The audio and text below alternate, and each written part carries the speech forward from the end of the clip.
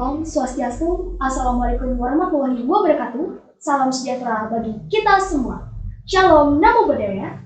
Salam kebajikan Rahayu. Selamat datang di podcast Teh Temu Enak Hebat. Apa kabar nih Sobat Saka Bayangkara yang ada di seluruh Indonesia, khususnya yang ada di Kabupaten Tabanan, Provinsi Bali.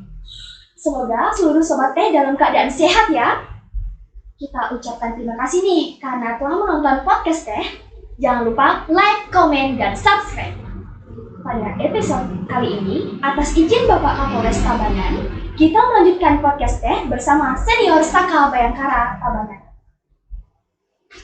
Oh ya kakak-kakak, ada pepatah nih yang mengatakan kalau tak kenal maka kita kenalan. Oke. Perkenalkan, nama saya Putri Dian Mahasri Cahyani yang akan memandu pada podcast kali ini. Kalian pasti penasaran nggak nih sama narasumber kita kali ini dan apa aja sih yang akan kita bahas kali ini? Tonton sampai akhir ya.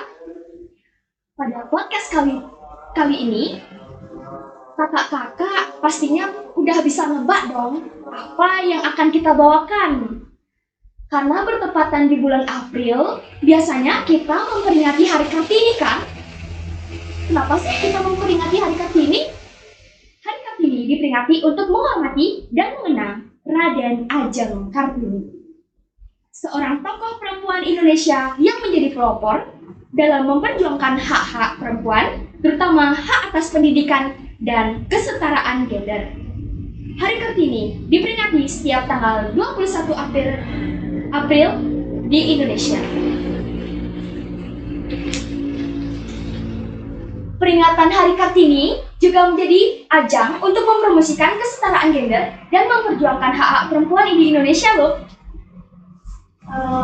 Selain itu, narasumber kita kali ini juga seorang perempuan yang hebat dalam memperjuangkan Saka Bayangkara cabang Tabanan sampai saat ini. Beliau adalah seorang mahasiswi yang sibuk dengan kegiatan yang dilaksanakan di sekolahnya. Oke. Selain itu, beliau juga menjabat sebagai Ketua Koordinator Cyber di Saka Bayangkara, dan kini kakak-kakak narasumber kita di tahun ini masih mengabdi di Saka Bayangkara dengan menjadi si evaluasi yang dulu. Oke. Berapa hebatnya narasumber kita kali ini? Langsung saja kita sambut Kak Devi. Halo semuanya. Gimana nih Kak Devi? Apa kabar? Kabarnya ya seperti yang dilihat baik. Kakak bisa menyapa para penonton kita dulu ya? Halo semuanya, buat yang nonton, terima kasih sudah menonton.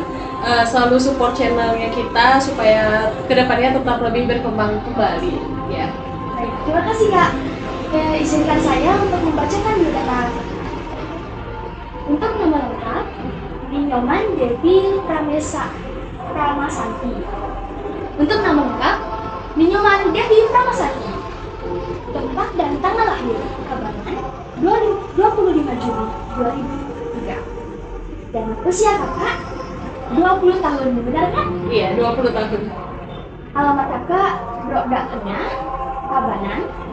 Dan pendidikan lulusan SMK Bintang Persada Tabanan pada 2018 sampai 2021. Dan sekarang kakak aktif menjadi mahasiswi di Universitas Maha Saraswati Denpasar 2021 sampai sekarang.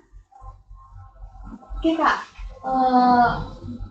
kira-kira di dalam tema ini kita akan membahas nih Kak tentang peranan wanita. Oke, mau nanya nih Kak, yang pertama, bagaimana pengalaman kakak pada saat mengabdi di Saka Bayangkara cabang Tabanan dan apa sih motivasi kakak pada saat itu? Kakak boleh sedikit bercerita nih tentang apa aja yang kakak pengalaman kakak di sini. Oke, dari awal ya motivasi saya sebenarnya ikut Saka Bayangkara itu sebenarnya klise seperti ya anak remaja pada umumnya ingin mencari kesibukan yang merasa dirinya nggak punya kesibukan. Akhirnya adalah sosialisasi Saka Bayangkara ke sekolah saya. Waktu itu agak bisa dibilang agak terkagum-kagum ya dengan pakaian anak pramuka yang keren kayak gitu. Makanya kenapa enggak, yuk kita coba apakah saya bisa menjadi seperti dia, kayak gitu sih dulu awalnya. Saya ikut Saka sampai akhirnya sekarang ya dijalanin sampai sekarang. Berarti dari hal itu kakak termotivasi untuk ikut ya kak? Iya, sebenarnya dari sekecil baju yang saya lihat bagus itu makanya saya ikut Saka kayak gitu. Nah, pengalaman yang kakak rasakan saat itu tuh gimana kak setelah kakak masuk nih ke dalam Saka Bayangkara Cabang Surabaya? Apa aja sih yang kakak dapatkan? Oke, pengalamannya tentu banyak banget ya yang di sini. Dari apa yang nggak saya dapetin di sekolah itu pengalamannya saya dapetin di sini. Contohnya dulu saya bukan orang yang gimana ya, bisa dibilang orang yang irit bicara, terus bukan orang yang pandai public speaking di depan orang. Saya orang yang pendiam, dan lama-kelamaan karena saya di sini ditempa diasah terus, diajarin bagaimana cara public speaking yang bagus, bagaimana caranya menghargai orang lain. Di sini tentu aja kalau mungkin orang-orang ngira kalau kita di sini pramuka yang image pramuka di luar sana kan yang keras gitu kan ya dulu, apalagi angkatan kakak sendiri ya. Justru kakak di sini sedikit mendapatkan itu tuh sedikit. Kakak lebih diajarin bagaimana caranya kamu menghadapi dunia, gimana caranya kamu menghadapi situasi apapun kondisinya, karena di sini juga kita bukan antara kita dan teman kita aja kan ya. Di sini juga kita harus berkoordinasi dengan kepolisian, bahkan dengan pihak-pihak luar. Itu yang jadi menambah pengalaman. Iya, itu menambah pengalaman banget sih di sini, kayak gitu sih. Berarti Saka Bayangkara menjadi wadah pengembangan diri kakak ya? Iya, dari banyak banget sih perkembangannya. Ya, mungkin jarang public speaking jadi bisa. Iya. Gitu ya, kak, ya. Oke, lanjut lagi nih kak. Menurut kakak kan ada pengalaman nih di dalam menjadi koordinator cyber waktu itu ya. Bagaimana pendapat kakak terkait apa sih koordinator seorang perempuan nih dapat memperjuangkan timnya gitu? Apakah ada orang lain yang perempuan, kenapa sih perempuan yang jadi koordinator? Ya betul. Gimana sih pandangan kakak terkait hal itu? Gimana juga kakak menyampaikan ke orang-orang bahwa perempuan itu bisa gitu kak? Oke, dulu kakak koordinator cyber itu sempat 1 tahun, di mana kakak yang jadi koordinator dan membawahi 3 orang. Ada 2 orang laki-laki dan 1 orang perempuan. Kesulitannya ya sulit ya, apalagi kita harus menyatukan 4 kepala yang berbeda gitu kan, dengan egonya masing-masing. Kita juga di sini, saya sebagai koordinator juga harus belajar banyak, harus lebih mengenal adik-adik saya di sini. Untuk tantangannya sih sebagai perempuan yang harus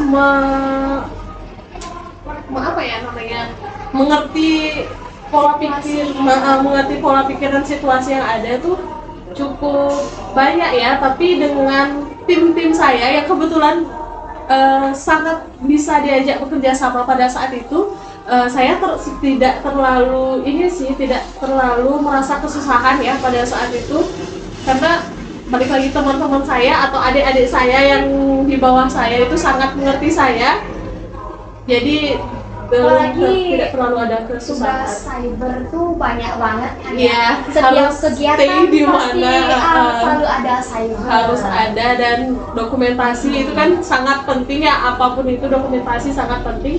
Yang membagi tugas ya, belum lokasi banyak, belum video, belum foto kan, belum story. Zaman sekarang harus update terus di sosial media kita, belum ngedit ya. Itu kerja sama tim juga sih, harus. Keren banget kakak bisa menghandle ya kak ya dalam menjadi koordinator cyber di Saka Bayangkara Cabang Tabanan. Hebat banget ya. Sedikit kalian perlu tahu nih, Saka Bayangkara terkenalnya juga dari media sosial. Tentunya cyber berpengaruh di berkembangnya Saka Bayangkara Cabang Tabanan nih guys. Oke.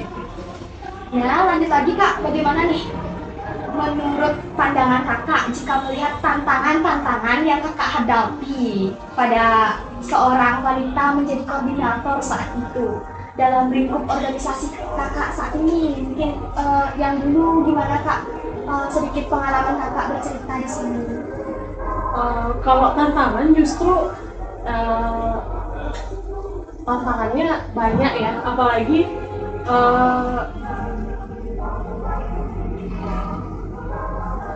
berarti apa yang tadi kakak jelaskan ya kak ya, menyatukan pikiran. iya, tantangannya tuh justru sih datang cara kita? dari luar dan datang dari dalam, gimana kita harus bisa gitu memutuskan. Belum lagi Di setiap tempat tuh kita harus inisiatif. harus gimana ya, cepat tanggap dan cepat memutuskan suatu masalah, harus cepat menyelesaikan masalah. Itu tantangan juga sih sebenarnya. Oke kak, biar nggak grogi nih, kita minum teh dulu. Oke.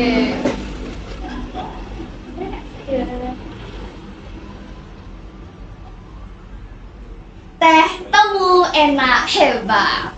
Oke. Lanjut nih kak, apa sih harapan kakak di Saka Bayangkara Cabang Tabanan khususnya kepada perempuan? Mungkin dalam hal ini mungkin kakak boleh membagi sedikit pengalaman kakak pada saat itu.